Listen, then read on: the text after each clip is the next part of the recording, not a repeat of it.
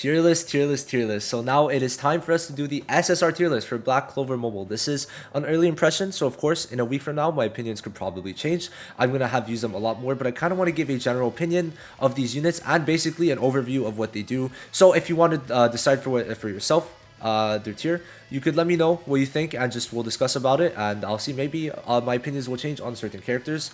I really wouldn't mind that. I'm just here to give you information, and if that information is wrong, I do not mind updating it. So we're just gonna go through this, and this is gonna be more of a general tier list, not just like PvE, not just like rerolling or stuff like that, just like a tier list of how good these units are overall, and I'll give like specific uses for them and why they're so good, obviously. So let's just head right into it. I think Lotus is an instant S tier. Basically, like, he's a debuff god. He really does debuff very well, and the main thing that I love about him is his skill 1, because his skill 1 basically is an AoE and it slows the enemies, so it puts back most of their turns back a lot. And then his skill 1 and his ultimate are both AoEs, and they both debuff like crazy and also just do good damage. So I think that he is a really good debuffer that could be put on pretty much any team to just like support them, because he's a debuffer, but he's kind of supporting in the way that he puts everyone's all the enemies turns back, which makes your allies attack quicker. So I think that Lotus is very good, and honestly has come in clutch a lot for me in Arena. But honestly, for PvE content, he's really good, especially in content early on that you're not really that strong yet. He'll be insanely good. Now, Rill is another debuffer, and he's another one of the AoE debuffers, but I consider him to be A rank. So I feel like Rill for his AoEs is very good, and A rank is still very good, but he is not as good as I would have hoped him to be. But he's still good enough to be like, I'd say like mid to high A rank. So he has a skill 1 that basically he could use it and it does pretty good damage, and it could raise his magic power. He has a skill 2 and skill 3 that are both AoEs. Now why this is good is because his skill 2 lowers the enemy's defense, and his skill 3 stuns. AoE stun, 40% chance.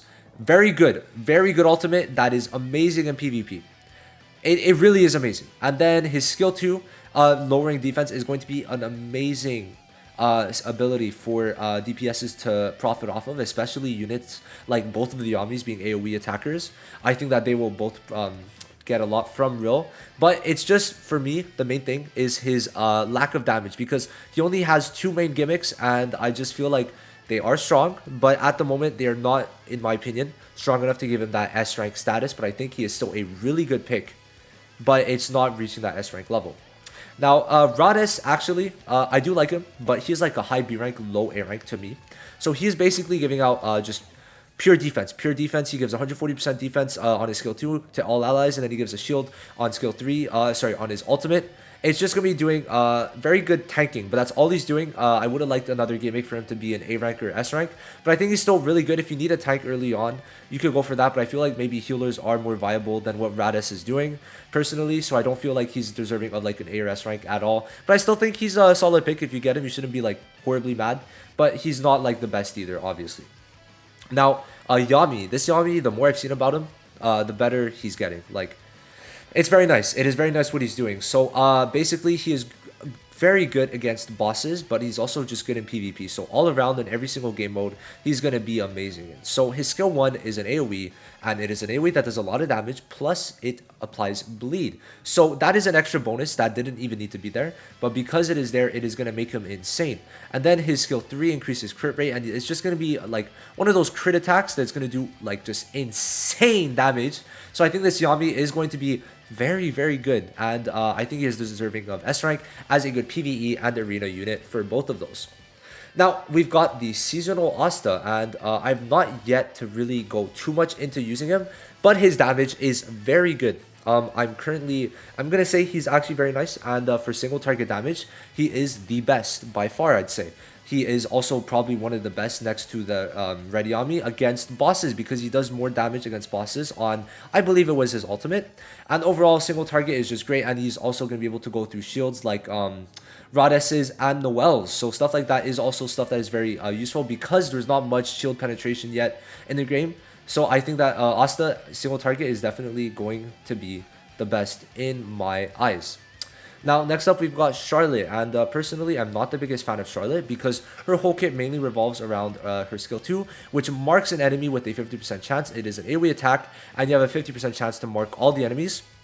Now, what this mark does is it lowers their defense and also lets your other skills be a lot stronger and helps allies out do more damage to them, right? So now, if a marked enemy dies, she gets an extra turn. But the only problem with that is that her other skills are not really that good, and marks only stay for 2 turns. So I just don't see much use in Charlotte. She has a double AoE, but it's just not good multipliers in terms of the other ones. Like, you could see AoEs up to, like, I'm pretty sure it was like 70%, but I'm pretty sure Charlotte's was 50% or 45. So it's just the damage wasn't good, and you didn't have the best debuff. So as a debuffer and overall damage, nothing was there. She didn't give any like adequate debuffs for her to get more than C tier in my eyes.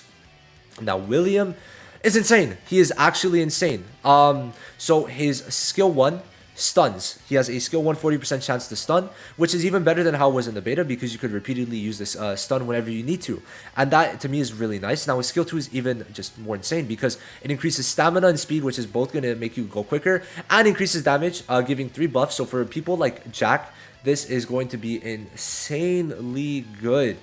I realized that Jack is in... Oh, no, wait, Jack is here. I'm actually blind. So, yeah, it's going to be really good for people like Jack, and I just think that, like, William is going to be great. But even better, his ultimate is an AoE attack that gives people counter attacks. It gives the person with the highest attack a counter attack, plus also reducing damage. So I think as a supporter, he's insane, giving damage, speed, and reducing damage, and also stunning.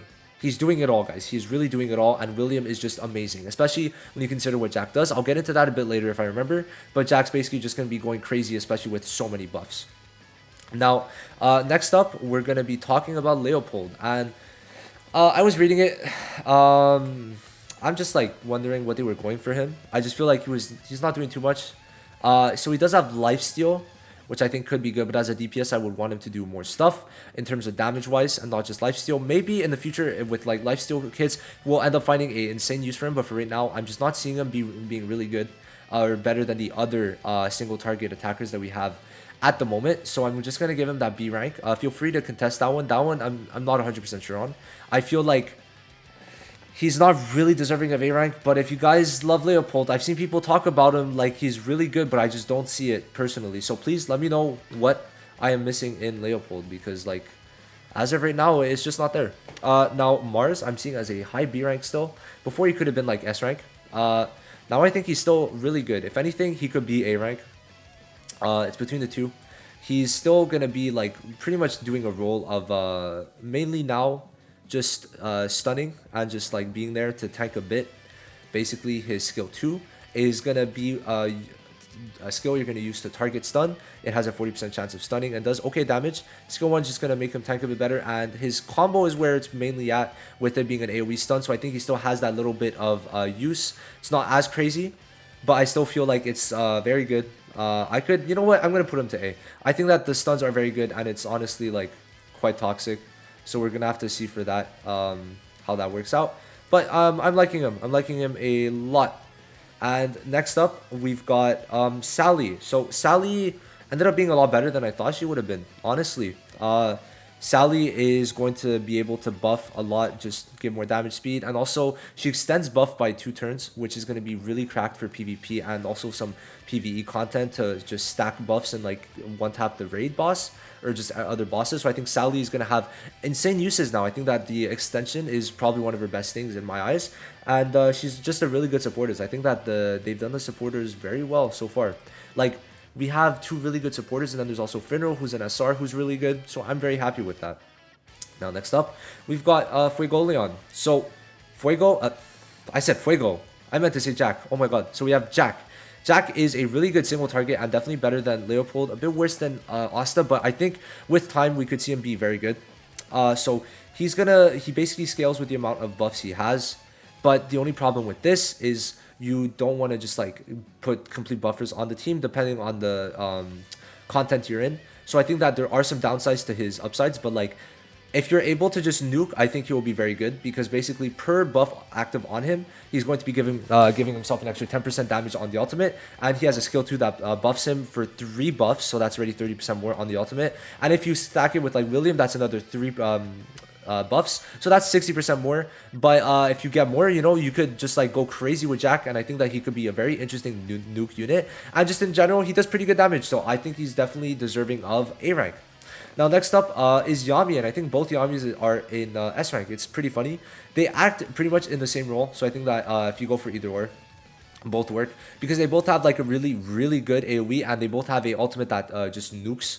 So that's basically their whole thing. But like Yami is more doing also just a bit of a role of a debuffer, because his skill 2 is also going to stop healing. So like the enemies cannot heal after being hit by his AoE attack. It's an AoE attack, so for one turn they cannot get healed, which is amazing. Then his skill 3, whoever it hits cannot use their skill 2 or ultimate. It applies total silence, which I think is a very good ability for Yami to have.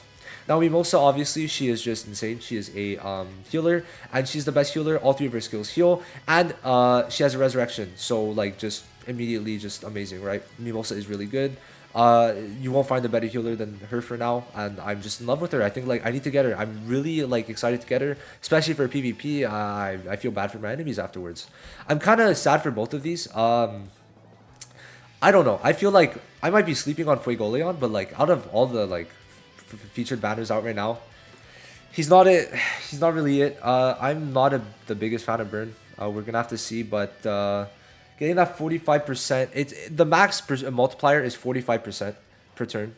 You can only get 3 stacks. Not the highest, of course. It is something. 45% could still be quite a lot if you build Fuego right. But as of right now, it's not crazy, and you cannot get the max stacks on everyone. You can only like really target one person. There's one AoE, the rest are single targets, and those like you kind of have to use those to get the max stacks. So I think that Fuego is gonna be good in some specific cases, but I don't think he's gonna be that great. Same as Leopold. I think he is high B though, not like in B. He could maybe make it out in certain cases, but I think he stays in B. Now Nozel, overall has kind of just disappointed me. I just don't really like how he plays, because he has like AoEs, but all they do is really lower attack. As a debuffer, I just don't feel like he's doing enough really. It's just like I would have rathered him lower defense, get the game over quicker, than lower attack, because if you lower attack, it doesn't really stop them from doing their skills. But if you lower defense, you could kill them quicker. So of course, like there is certain cases that it could be good in. If you are low in like lowering attack, maybe it saves you enough. But I just don't feel like there's enough of those cases to really be useful. And of course, he has poison, but like poison isn't the greatest. I just feel like the DLTs, the damage over times, have not been the best. But because like they kind of reduced that, you can't really stack infinitely. The max stacks for some is either 1 or 3. So it's not crazy. Of course, bleed though, like sometimes you could get uses out of it if it's an AoE, and like 5% of their HP is something still, but it's not like insane as it used to be. I think that's mainly because of Jack. If Jack didn't exist, man, Jack, come on, why did you do that? But like, all right, like it makes sense because like bleed was insane in the beta. Like you could sometimes lose your whole health bar because of it, but they had to take it out. They really did have to. But except for that, I think that's pretty much the whole list. I'm just going to go over it to make sure that I'm kind of like in agreement with it. I feel like certain units could go up or down. Mars could maybe go down. I don't think he could go up. Real could go up. Fuego could go up a bit. Leopold maybe could go down, but I feel like he's a B unit in my opinion. Please let me know if there's anything in here that you don't really agree with. And I'm more than happy to hear what you guys have to say. I don't really mind it, and I'm kind of intrigued because, people having different opinions is never bad, and I kind of need to know why, because this helps me with my content. So I will see you guys in the next one, and thank you for watching. Like and subscribe. Peace.